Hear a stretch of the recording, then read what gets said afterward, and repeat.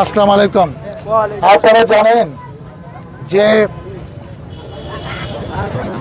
ভারপ্রাপ্ত চেয়ারম্যান তারেক রহমানের নির্দেশে 14 আগস্ট 15 আগস্ট 2 দিন বিএনপি সারা বাংলাদেশের সভা আশিলা সহ অবস্থান কর্মসূচি পালনের ঘোষণা দেওয়া হয়েছে। তারই লক্ষ্যে আজকে আমরা এখানে সমাগম হয়েছি। ইতিমধ্যে আমরা 13-14টা স্পটে এই অবস্থান কর্মসূচিতে অংশগ্রহণ করে এখন আমরা ডান্ডাবরে এসছি। আপনারা বদরুল আলম সুমনের নেতৃত্বে এখানে আপনারা জড়ো হয়েছেন। আজকে আমাদের লক্ষ্য হলো, আপনারা জানেন যে সরকারি ছুটি, জাতীয় শোক দিবস 15 আগস্টে সরকারি ছুটি বাতিল করেছে এবং এই জাতীয় কর্মসূচি পালিত হবে না।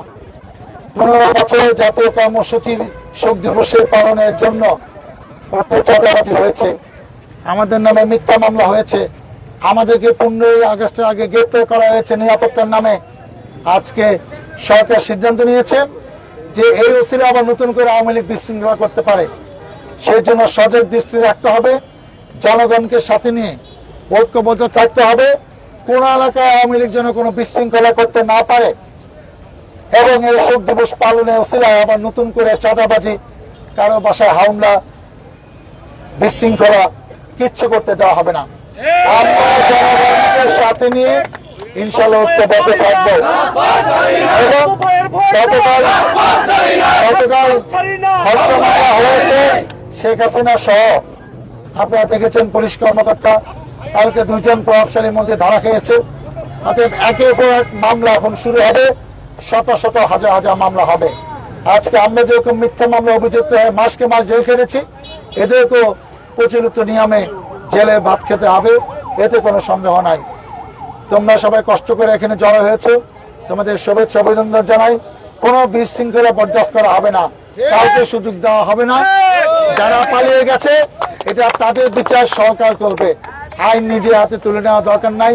আমরা ঐক্যবদ্ধ আছি। দল থেকে যখন যে কর্মসূচি দিবে সেই কর্মসূচিতে আমরা সব ঐক্যবদ্ধ থাকবো, রাজপথে থাকবো।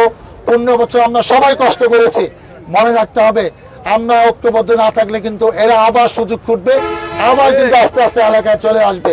আসলে আমরা ঐক্যবদ্ধ থাকি, যে কোনো কিছু জনগণকে সাথে নিয়ে ইনশাআল্লাহ সবাই মোকাবেলা করবো। আমি আমার বক্তব্য শেষ করছি।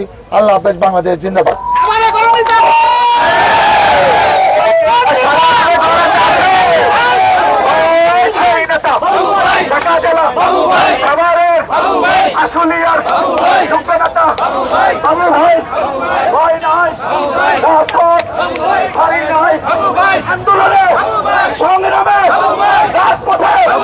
আমার গাড়ি